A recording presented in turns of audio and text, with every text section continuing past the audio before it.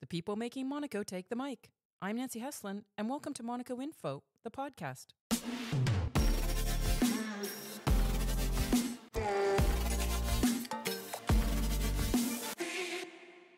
Our guest today is a multifaceted Turkish professional known for her achievements in motorsport and television, and she is an advocate for women in motorsports. Born in Istanbul, she is a snowboarding champion, but switched gears to rally driving and became the first woman to score points in the IRC Eurosport Rally. Welcome, President of the FIA Women in Motorsport Commission, Burcu Çıntıkaya. Did I say that right? Yeah, you got it right. I mean, it's as close as it can be. I've seen much worse. It's okay. But Burcu, thank you for coming to Monaco Info, the podcast. You've already made it clear it could be difficult for you to sit for a long period of time. You don't like sitting? I don't like sitting at all. I like to be on the move all the time. So you are in Monaco for Formula E this weekend. There's back-to-back races. Are you here on the professional FIA side? Yes, because with Formula E, we're organizing girls on track activities where we're hosting girls aged 12 to 18 for Formula E. And we're showing them different careers that exist around the world of motorsports. And we're introducing them to these different careers. So maybe at a very critical time of their career, and they can maybe find out about something that they didn't think that was possible for them. Or if they're already interested, they could find out the possibilities, do the networking, and we do some workshops so they can learn and see the different jobs that are existing around the world of motorsports. So I came to visit, and this is my first visit to Formula E, actually. How did it go? It was really nice. We had a lot of girls. I had the chance to say hello to them, do the introduction speech, and the energy was beautiful. And then next door, they also had a workshop for esports, which was very beautiful as well. And it's really good to see the interest and the energy. And when I asked the question, how many of you want to become racers? I didn't have the entire spectators. I had just maybe 10 of them. Mm-hmm. And then when I asked how many of you want to become engineers, I had another 10. And then when I asked how many of you want to become mechanics, another 10. And then I said, any other jobs you can think of you want to do? And then somebody raised a hand and said, I want to become a team principal. Another one raised a hand and said, I want to start my own team. So wow. It's really good to see that balance and to see that they are actually right now aware. So it shows that we've been on the right track. Do you think that Monaco plays some kind of role in all racing championships? Because, there's always sort of dilemmas and issues about whether Monaco stays in Formula One. But, Formula One, Formula E, Alessandro Agag launched his new E1 race series, electric boating. They come to Monaco. What does Monaco represent, do you think, for the race world? I mean, it's really a classic. I think I see that, first of all, like a lot of race car drivers who are successful, even if they are from some other country far away from Monaco, they end up in Monaco somehow. So there's a good crowd here that know each other and that have been around the same path. For me, for my experience with Monaco was, of course, I've been here a few times for visits, but when I did Rally San Remo for the Eurosport event for IRC in 2010, we had all these media press activations, and we were based in Monaco, so it was really, really unbelievable, and I remember the vibe. And then it was a while that I was away. And coming back here was really sentimental for me. And I think that they get a lot of opportunities here. When I look at the races, it's not the easiest race to follow for spectators, but it is really the classic. It's different. It's Monaco. So I don't think you can imagine a racing world without Monaco. Well, you were born in Istanbul. You grew up in Turkey. And we don't really associate motorsport with Turkey. What was that like for you? Did you always know that you wanted to be a driver, a rally driver, a race car driver? And how did that work in a country that it wasn't really a developed sport? Or maybe not as many opportunities for races? Actually, when I was 12 years old, my father was the CEO for Audi, Porsche, Volkswagen, and before for Opel, for BMW. So I've been actually raised around the automotive industry. I visited the Porsche factory when I was like 12, 13 years old. I was there for the 50th anniversary of the factory. What was that like as a kid? Like you go into this Porsche factory and what do you see? Like the mechanics of the car? Like I remember like my father was like introducing me to Dr. PA, and like I was like, oh wow. So it was like a lot of people that are like right now, I don't think you understand it at that age. Right now, like all of these people that I met, if I met them right now, or like when I started my career, it would be different. At that time, it was just like a fairy tale. And it was, of course, beautiful, but it was just like a kid's playground for me because I was so young. I was 12, 13. I was just accompanying my father because my parents were divorced. I was kind of like taking the invitation of my mom's role. My father was taking me along. Yeah. And also that he wouldn't get a lot of chance because he was always busy. So this was the chance to see him and spend time with him. But he introduced me to racing because they were sponsoring a team that was doing rallies and they were winning. And we went to see a rally together with him. But he didn't want me to do rallying. Did he actually say that to you? Did you you expressed interest in driving? Of course, he told it to me. He said, "Don't even think about it." And then that's why when I saw rallies, when it was my dream, I was 12 years old. But when I started rallying, I was actually 24. So let's just talk a little bit about the time between 12 and 24. So you're an only child, and your dad and had his own business. Right, he had a transport company eventually. Yeah, I mean, he had double tasks. So after, along with his like executive role at these big automotive companies, he also had his transportation, which is his own transportation company, which is transporting cars. And he saw you as his child, kind of like you'll take over the family business. Yeah. So he made it very clear he didn't want you driving. Yeah. And because you he kept said, going. I know that you're not going to do it as a hobby. I know that you're in love with this. I know that you want to do it professionally. And he said that only a few people go get it. And otherwise, it will be just spending a lot of money. You will lose a lot of money. You will lose the opportunities you have. You're a bright girl. You've been to the best schools. You graduated from the best schools. And you need to have a business career. So you cannot see this as a business. This was his point of view. Right. And you ended up studying, did you study economics? Yeah, I mean, I started with an entrepreneurship program in Babson College in Boston. And then after I transferred and graduated with an economics degree from the biggest universities in Turkey, Koç University. What was it like for you to live in the States for a while? I mean, was that really your first experience with Americans and living over in North America? No, because I went to an American high school in Istanbul. So since I was 12 years old, I was exposed to the American culture and the American dream. But of course, it's different when you're all alone and it's the first time you're separated from your family. I was quite an independent child, but anyhow, you're in Boston all alone and in such a multicultural environment with a lot of people.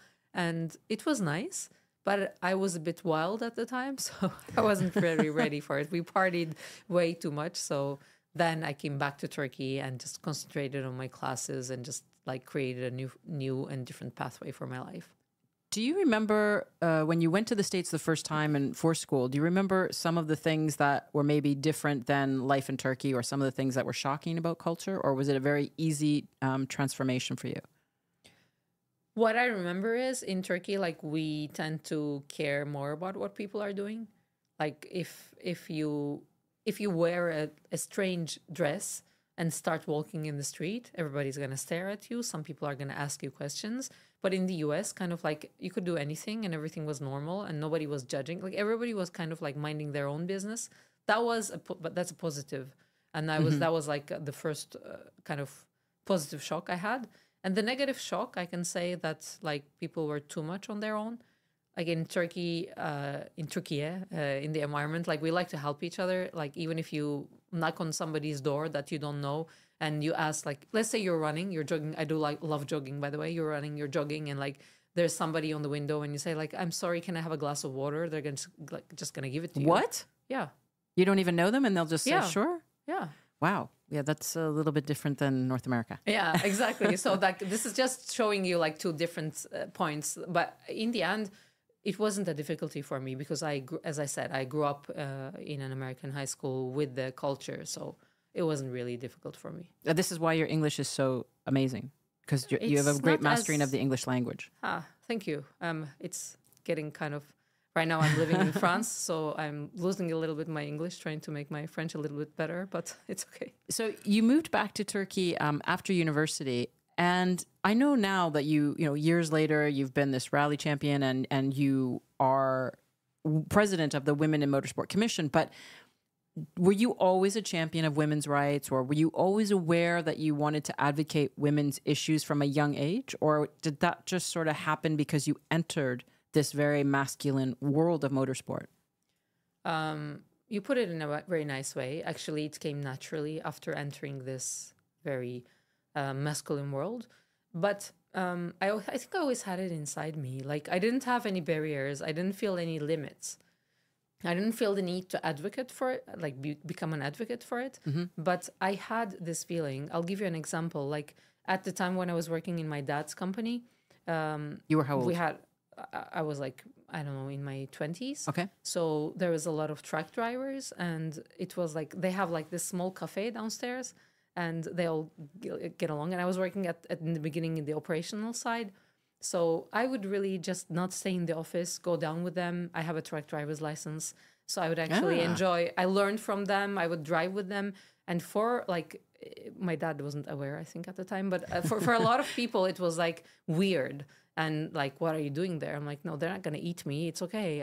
And they're very happy that I'm sharing with them, that I do understand what they're doing. So I always had no barriers in that case. And I got my truck driver's license, bus driving license, like all the licenses that are possible, except heavy machinery. But besides that, I have all of them, all the list, A, B, C, D, E, whatever. And your dad was really connected. So if he had wanted, he could have opened the door for you to fulfill your dream of being a rally driver. Yeah, absolutely. I mean, he could have opened so many doors for me directly by just calling people, but it just happened to be the other way around. But maybe I can say, like, when I look at my character, having so many obstacles on the way kind of made me stronger, and I fought harder for it. So you were relentless. Yeah. And what happened at age 24? How did you finally get your? I mean, that's late for a career in rally or race car driving, entering that world. How did you finally get your foot in the door at 24? What happened? First of all, starting from like the age 20, I started following every single race. I tried to find myself a spot, and then I tried to become a co-driver at first. And so a co-driver is the person that in a rally is doing the navigating, right? Calculating the time and the mapping. Because I wanted to be around motorsports. But at the time I had an injury from my left arm. I had like a tendon transfer. I broke my arm in snowboarding like severely. So I had 3 operations in 2 years. And then I kind of lost the belief. I said, maybe I can't ever drive the way I want to drive. So I will try to be a co-driver and be the best co-driver. And then kind of like I didn't find my seat. I knocked on so many doors, and they were like, no, I need an experienced co-driver. You don't have any experience.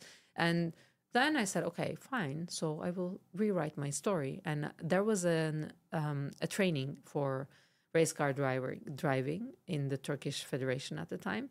I took that, but there were no opportunities, and I didn't have sponsors. And then I saw this, I heard this from my friends that at the time Volkswagen Turkey was organizing this all ladies cup for 17 ladies that have no prior racing experience, but that are sportive, like sportive women. So I said, I'm a perfect fit. I'm a snowboard champion. I have some like experience around the racing world, but I am not an experienced race car driver. So I do fit perfectly. I applied for it. At the time, my father was no longer with Volkswagen, but all my friends got in and I didn't. So that was really like, I was really sad. And then I said, no, I'm not going to let it go. I'm going to find out why they did not accept me, because I do have the value, so they should accept me. That'd be shocking. There is something wrong. That takes a lot of, I don't know if I could do it now. It takes like really, it's being overconfident. I think I was being overconfident. So I knocked some doors and I found out really, actually, I was taken. And then the boss of Volkswagen in Turkey took my name out, because he said, I know the father doesn't want it. I worked with her father. He was my executive for such a long time, and I don't want to have any battles. So I was like, okay, but I want this to change. He took your name out because he didn't want to have any issues with your dad. Exactly. And then I had to find him. Of course, he was not picking up my calls. So I went, and I went and I found out the gym he was going. And I got myself a trial subscription for 10 days. That's hilarious. And I was like a detective following him. And the people in the gym probably said, this girl is crazy. Like she's practicing 24/7. And then first day he wasn't there. Second day he wasn't there. But my subscription was almost running out. And in the third day, I saw him on the running mill. And I said, okay, can I talk to you, please? And This he is knew important." who you were. Of course, Yeah, he knew me. My father. And he was just avoiding my calls because I was calling his secretary, but they were not getting back to me. And then he said, okay, then if you really want it this bad, your father has to write a paper saying that I am okay with my daughter doing this. I said, I'm 24 years old. And he's like, no, I cannot do it. Unbelievable. Yeah. So I went to my father and I said, Dad, I know you don't want me to do it. I'm not asking you anything to do, but you have to write this. So he was like, okay, but you're over 18. I'm like, okay, but I know it. He told me directly. So you have to write it. So it took another day to convince my father. And he wrote this paper. He sent it to him. And then within 1 week, they called me. I was on a road trip to Greece. I remember I got this call and they had already started testing. And I was a bit late for the trainings. And there was a week to the race. And I got in. I started racing. And we actually raced as the pre-race before the first Formula One event in the Turkish Istanbul Park track. Oh, wow. That'd be exciting. Yeah, so we were like we opened the track, and I was going third on that race, but then I had an accident. Like I didn't have an accident; somebody hit me from the back, so I was out of the race, unfortunately. But that's how my racing career started. And what happened after that? I mean, I imagine things then just go really quickly The next year was because you need money too to be able to race. Yeah, in the beginning, I had a road car. So I sold it and I took a bank loan. So I financed myself with that. But then I started also that my father said, if you're going to be doing this full time, you can't do the job that you have with me. So I had to find another job and I entered the He TV fired business. you? Did he fire you? Kind of. He gave me the option to stay, but I had to be out of motorsports. So Okay. I kind of left and I went into the TV world. I started being I don't have a training in TV, but I learned it along the way. And I started being the presenter for the racing championship, free of charge, a volunteer post. Wow. That way I learned the TV. And then within 2 months, I started making my own money from the TV world and presenting like automotive testing industry programs. And then some also like local news programs. And then through that, I financed myself. Everything I made, I kind of worked double jobs. But did you have like a regular show, or did you always have to pitch different ideas to be on TV? No, I had a regular show. Okay. And then I was on TV as invitation because when we get invited in TV in Turkey, we don't get a payment for that. So I was invited to shows to talk about my racing program where I was a guest, and then I was a host where I was doing my own TV program weekly, and I was getting my salary and paid. Sometimes I even had double programs, so I was getting double salaries. That way, I could finance my racing career. And can I just ask then, there were opportunities then for women on television. It wasn't that anybody looked negatively upon seeing a woman talking about sports. No, Okay. absolutely not. Okay. I mean, it's true that if you're talking about like commentators on football, of course, the number of men and women, you can't compare it at the time. But now it's more and more. I can say right now in Turkey, it's like 50-50 right now on TV. Oh, that's amazing. Yeah. So you started doing that to be able to finance your career in rally. And let me just ask you something, and maybe you can explain to listeners, you didn't want to be a race car driver. You wanted to drive rally cars. Yeah. What is the difference? Can you explain to people who may not know the world of motorsport? Absolutely. There are so many different categories of racing. Like Formula E is one racing, Formula One is one racing, Formula 2, Formula 3, Formula 4, It's very karting. confusing. So, by all these, the common thing of all these, like Formula E, Formula 1, karting, Formula 4, they're all on the track.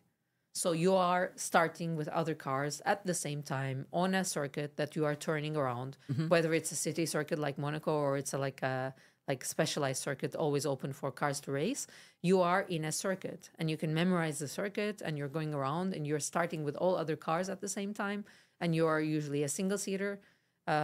Endurance racing could be a little bit different where you have you're changing drivers when the cars go into the pit because it's on the circuit, but for a longer period of time. So an endurance would be like 24 hours of Le Mans. Exactly. Okay.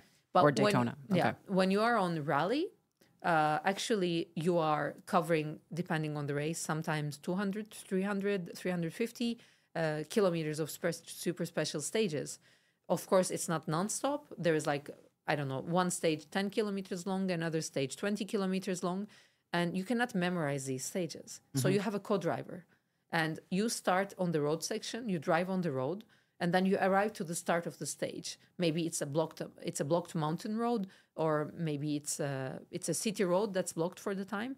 And then when you come at the start of the stage, you start on your own. You don't have any other cars around, and you're going against the clock. Okay. So you're going against the time. And then you see the classification. The fastest gets the best time.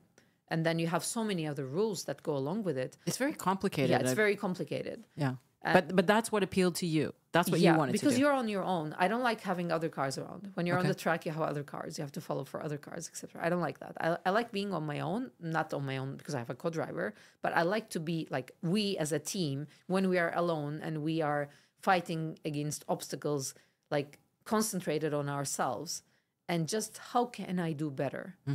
Like, how can I block the other one? No, how can I do better?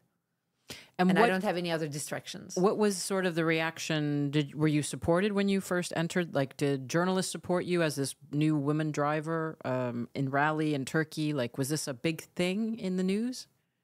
I had different experiences, let's say. Within 2 years, of course, the Volkswagen Cup was a track race.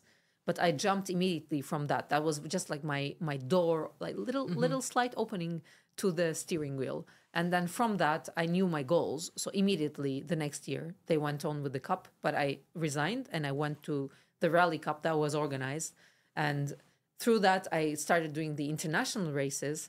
And before my first international race, which is a big deal, which was a big deal, it was Ypres Rally in Belgium. It's a famous race. And I was really excited. And I had these comments because I was a visitor on a TV show and we had a small incident. And there was this journalist that said... but it wasn't any TV show. I think it was the biggest Turkish actor. It was his show. Beyaz show. Those who are, if there's any Turkish listening, they will know him for sure. And we rolled over like slightly because there was like... Wait. Let's tell the story a little bit better because you were told that... You put it really beautifully because your team didn't want you to take the car on the show because they were worried about you going to this international competition. They didn't want anything issues with the car's mechanics, and so they said just go on the talk show without the car. And what did you say? I had to convince them because I got marketing yourself. I had to do everything. You asked previously. You asked me how was it to start racing in Turkey because Turkey is. We have a lot of opportunities. It's even better right now. But we are not really the racing country. We're not like the UK. We're not like France. We're not like Monaco. It's different. So I had to market myself. I had to be my own manager. I had to be my marketing person. I had to be my financer person. And I had to be my trainer because I had to train myself also sportively. And I had to be my coach. So I had to do all these together.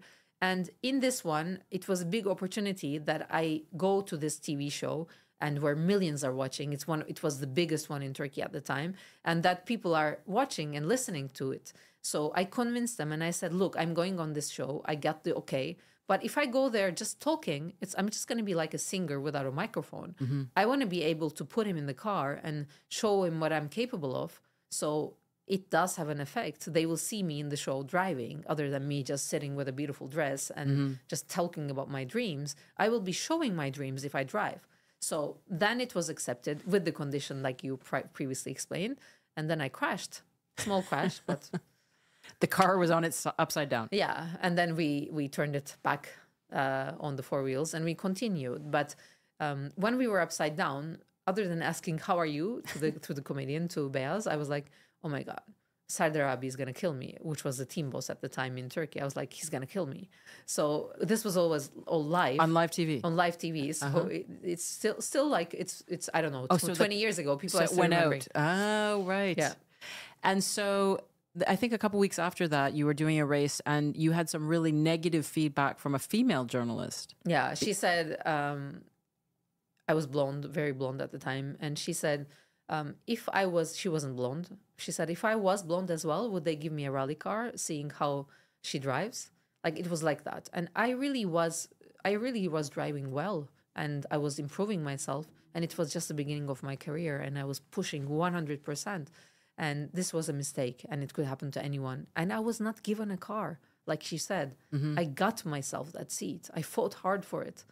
So it's different. When she put it that way, like maybe 50% of her readers thought that I was given a car.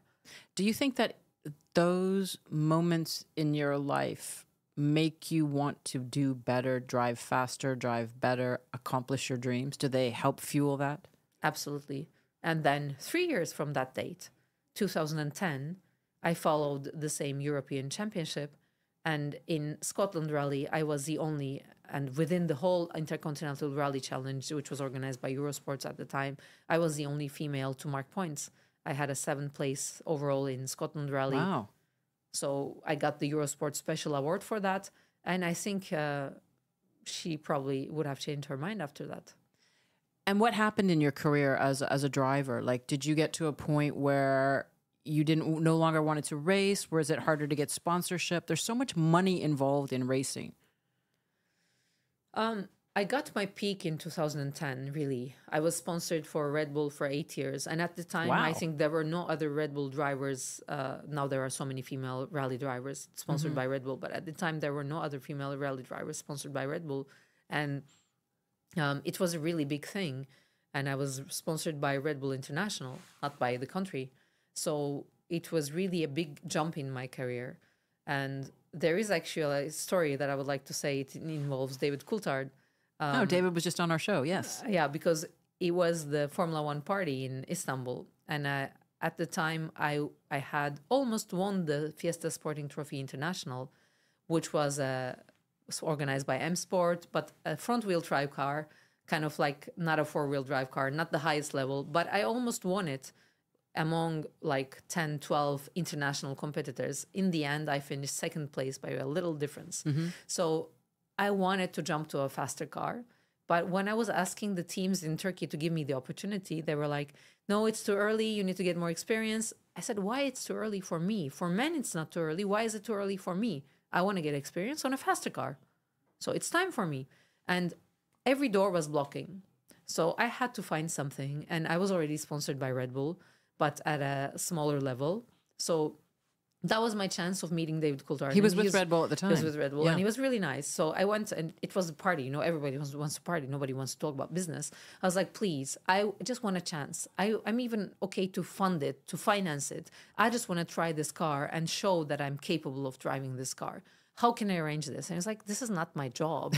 And I'm Formula One, like, I don't know. But he introduced me to Dr. Marco. And he was like, I thought he didn't take me seriously because it was like a party time. And I said like, okay, I have to find a way to remind myself. So I took a paper, like kind of like a napkin, and I wrote on it my goals, what I want to do, and how determined I'm to do that. And I was really not expecting any returns. And then in a week, I got a phone call and I got the invitation, and I was test driving with the German team that car that I wanted, which was a Skoda Super 2000. And at the time, it was one of the fastest cars after the WRC cars. Wow. And it was really a tough car to drive because it's a physical car. Like right now, the Rally 2 and the Rally 3 cars are easier to drive. That car was really hard to drive. And I went, and I was really, I think the team was impressed. And that day was a very special day in my career. And with the feedback I got from them, I was able to convince Peugeot Turkey and Peugeot International to come back to racing with a Turkish Peugeot official team sponsored by national and international level. And then that's how we entered the IRC program. And so nobody actually knocked my door and said, we have a program, you want to be a driver. Actually, I made them enter that program and start that program with my co-driver. We convinced them. We convinced the marketing managers. The manager, Jean-Pierre Viau, was the director of Peugeot Turkey at the time. We convinced the international people, and Red Bull had quite an effect on that. So I really did that, and I was so happy that we came to that level. And then it was the first WRC race with the Peugeot 207 Super 2000, and I finished 12 overall. Wow. In my first race ever with that car in a WRC event. Number 8 was Kimi Raikkonen, or number 7. Wow. So it was like I was 12 overall. It wasn't bad. And from that point on, that year was a learning year. And the next year would have been a jumping year. But the next year, there was a lot of political issues between Turkey and France, and like kind of the Oh, right, Peugeot factory was going to be built in Turkey. They changed decisions, so it was like a lot of politics involved. And the program that was already started for second year, we had already signed for second year. We had to let go of the program, so it was finished before starting. Were you heartbroken? I was heartbroken. I was really sad. But then I accepted the reality, and kind of like it was a moment of time that I really wanted to focus on my private life as well. So I still did go on with racing. I entered the Middle East Rally Championship. I did some podiums on the general classification on Group N in the Middle East Rally Championship. I did follow the Qatar National Rally Championship, and I finished as vice champion that year behind Abdulaziz Al Kuwari. And after that, kind of things started going down. And then I had some private issues. And that's the time when I had my first marriage and I had my son. So sometimes I think it was like the train that, like, just I missed the train. Yeah, I did miss the train. But that was my journey, and I learned from it. I still love rallying. I still do some events. I still got to... You raced with Fabrizia Ponce in November, was it last year? October, November last year. Yeah, we did Acropolis Rally together. Oh, that's a big one. We did also 3 events in the Turkish Rally Championship. So we had a lot of fun, and we're planning to do Saudi Arabia WRC this year together with Fabrizia again. Fabrizia was the co-driver for Michèle Mouton. They were the first women to win a World Rally Championship race. First and only.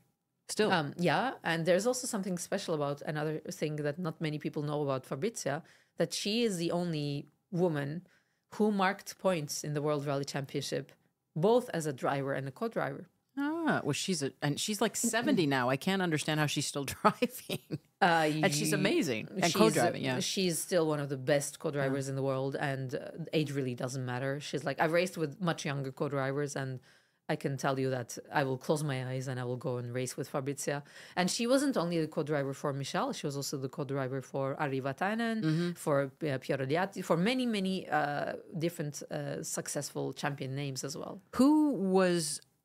let's say, who were some of the people that you looked up to when you were driving? And did anyone like Michèle Mouton, who is really known as the legendary world's greatest women's rally driver, did she ever reach out and give you any advice? Or how did you get through some of those difficult hurdles? I had a lot of connections. I had the chance to meet a lot of people, and I was quite courageous, so I asked help. And I was lucky to get a yes answer for many of the times. Like, I had so many private, actually with the car training sessions with Sébastien Ogier at the time. Oh, wow. We had a training session with Formula 4 cars on the Le Mans circuit, and just to practice on the braking, which was something that I was not very well used to, because the speed of the change from front-wheel drive car to Super 2000 and the braking was so different. So we tried to concentrate on that with a Formula 4 car. And with Michèle Mouton, I had the chance to meet her in 2007 at first. Wow. She was coming to Turkey. She was coming to Turkey for a visit, and some newspaper wanted to interview her, and they didn't speak French, so they asked me to interview her on their behalf. And I was so happy. It was just like a coincidence that I would have loved. And then from then on, like, we just kept the relation going, and I love her. She's just like, just talking to her, you don't need to ask her advice. Talking to her is just like a walking advice. I love the way how she does what she wants to do, how she's well concentrated and she gets things done. At the same time, how she's so humble and like she's so sure of herself. That's just amazing. I think like she's just like a walking example and advice to so many people, not just women. Yeah, I think that's it, is that her issues are not about being a woman in motorsport. It's just Michèle in motorsport. Yeah. You know, and she actually shies away and just ignores questions that are female related, and just says, you know, she just wanted to be the best driver. And she did an amazing job, and she continues to influence people. And the connection with Michèle is that obviously Michèle was the first president of the FIA Women in Motorsport Commission when they started in 2009.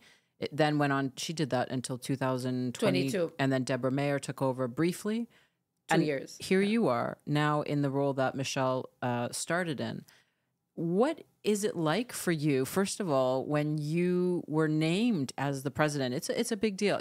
I realize that it's not a paid position, but it brings a huge amount of a weight for you, and also it's just an achievement to be able to be amongst the best? It's first of all, Michelle has done amazing things with her team, starting from 2009 until 22. Even like right now, she's like whenever somebody asks her for help, she's always reachable and always helping people who are working on projects, women in motorsports or other racing projects. So she has been a great help to the motorsport world, I think, and she left an amazing legacy for the commission as well. And then Deborah also with Iron Dames, she's doing amazing stuff. So it's maybe an amazing. yeah, maybe just for listeners that don't know about Deborah Mayer, because what she has launched, she's financing herself. Yeah. Iron Dames, which are different multiple female teams in many of the motorsport events out there, and she's paying out with her money. And that's the only way she feels that you can make a difference is to financially secure people, to give them the hours that they need to get these girls advanced from karting to endurance. To rally. To rally, yeah. For example, this year she's sponsoring Sarah Rumo and Julie Ambal. They were from here France. in Monaco at the Yeah. Monte Carlo Rally, the first female team since Michelle. They're the first female team doing the whole rally circuit, the WRC circuit, in 40 years. Besides that, also, I mean, I want to say something about this first. We are so stuck with saying First. the Oh, yeah, first, the I first. agree. At the time, I think it was important to say the first because there was really not many women. But right now, when you look around, right now is Formula E. When you look around, there are so many women. When you look around, we should not be just talking about also the careers through driving, but also there are so many other job opportunities around motorsports. You can become a journalist, team principal, team owner like Deborah, or a mechanic, engineer like Laura Miller, the first engineer. And you can, I said the first two, sorry, but you have so many different names. Right now, on some roles, I cannot say the first because there's so many of them. So this is good. And we should be talking about the names, their success. And I really do believe the opportunities are out there and it's growing exponentially. Right now, I also want to say my thanks to the FIA president, Mohammed bin Sulaim, because in the FIA history, since the commission started, there's also a double role. The president of the Women in Motorsport Commission also has a seat in the World Motorsport Council, which is the highest authority for taking decisions in the FIA for sporting. And so therefore, Michelle was a member of the World Motorsport Council. Deborah was as well. And I am right now a member of the World Motorsport Council. And when we look right now in the current World Motorsport Council, it has the highest female participation. We are 4. And there is 2 vice presidents right now among 7 vice presidents in the World Motorsport Council that are women. So this is like really a record in the FIA history. There are so many women that are at decision-making processes in the FIA as well. So that's why I wanted to pass my thanks for the FIA president, Mohammed bin Sulaim, and also the whole FIA crew. And I think this is the world trend as well. You look around different championships. You walk around different championships. You don't count women anymore. You can't because they're so equal. So this is a good progress.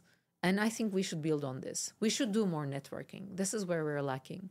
I totally agree because I feel that we have this race to be the first, but the second, third, fourth, fifth are the ones that are going to show that there's a demand for women to be a part of this. Like, we're not going anywhere. Make space for us.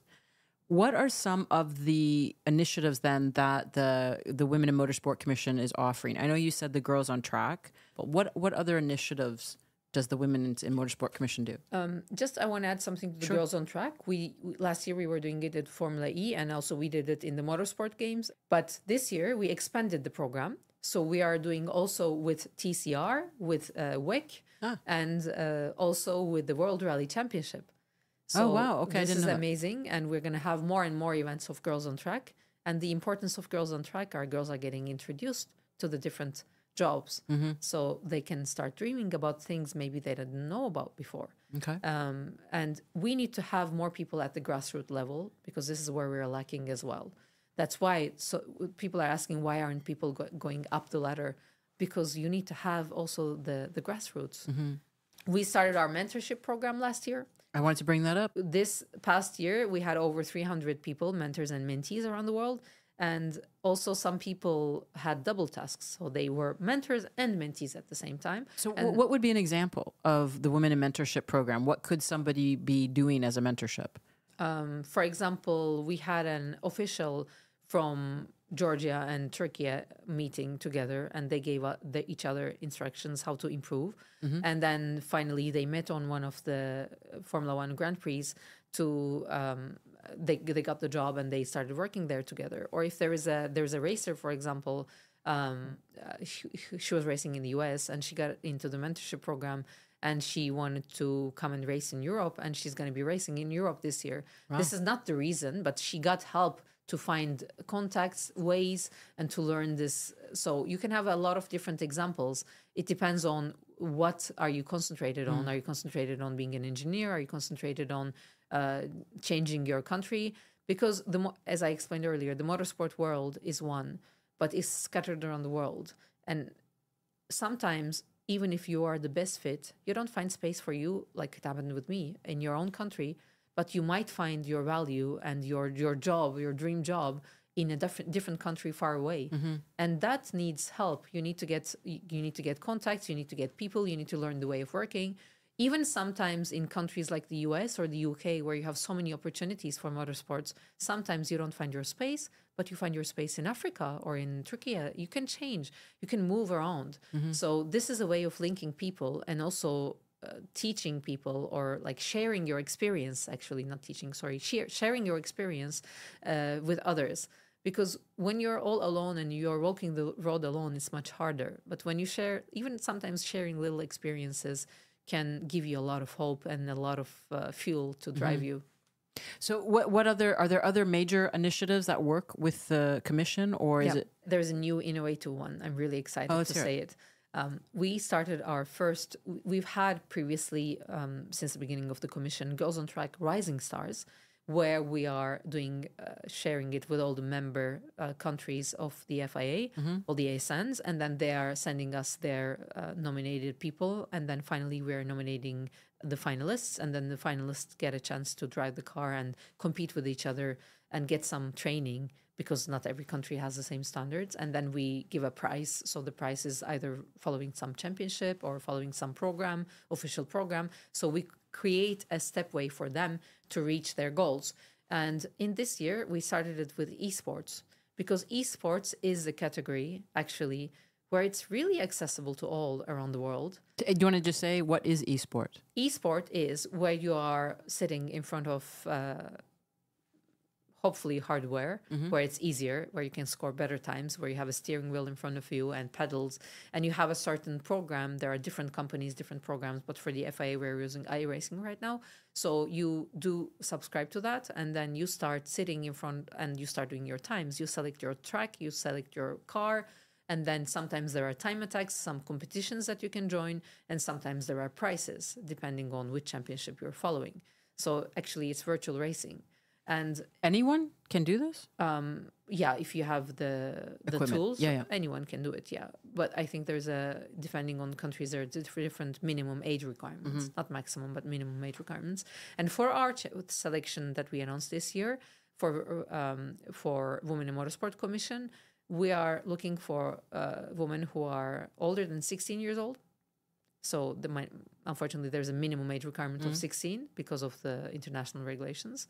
And these people have to register to the link we provided in our FIA Women in Motorsport Commission website, or on LinkedIn, on social media, and also we shared through the ASNs.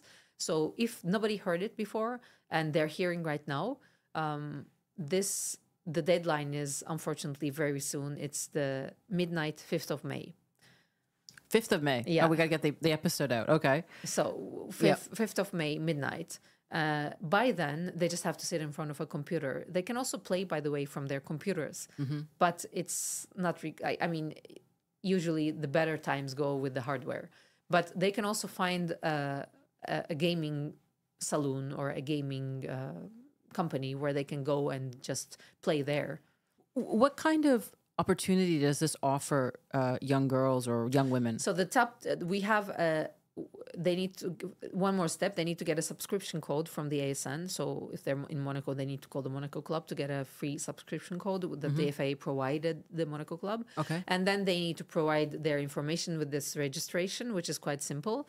And then they need to give their age, and then they need to start playing. Once they go into iRacing, there's a Time Attack platform, and in the Time Attack there is esports, Girls on Track, Rising Stars. So when you go to this category, there is the Japanese Formula 4 track, and you start doing your times. And we get the times in equal time, and the first top 10 will go to the finals. As of midnight, 5th of May, the first top 10 will be invited by us to come and join us in Macau in our general assemblies in the FIA. Physically? Physically, because, of course, we can't control everybody in their homes. So at least this way, in the finals and the top 10, we will see them there in front of our eyes, and they will be competing on equal machinery, equal standards next to each other, and the winner will get a really, really surprise prize. And I can give a hint that it will be a pathway to the real steering wheel. Oh, wow. Okay. There's sorry to cut you off. There's two goals in this. One is to find a passageway from esports to the real racing world, which has happened with a few drivers in the British Championship. Even there's one Turkish driver as well. There's some of them that have been really successful. And number two is that esports doesn't have as much participation from women yet. So we want to also double that and raise the interest for esports as well. So we have double goals on this one. So I imagine if, this is just coming out as that deadline approaches, there'll be another series that people can, so we just have to watch the website. What do you think overall of having women racing in like the Formula One Academy series, which is really just women racing against women and has been criticized often because it has nowhere to go after that series? How do you feel about the women only series? Not just Formula One Academy, but in general. I will make one positive comment and one negative comment. Okay. The positive comment is I came out of all-women series. So if maybe I didn't get that chance and that seat in that all-women series, I would never find my way out to the other goals that I wanted. So I think that it does open some seats available and some training and kilometers, and some, of course, there's the marketing side of it, which is important as well for racing. Especially today, it's even much more important. So you can combine all these, and you can use it as a very, very good opportunity to build up on that.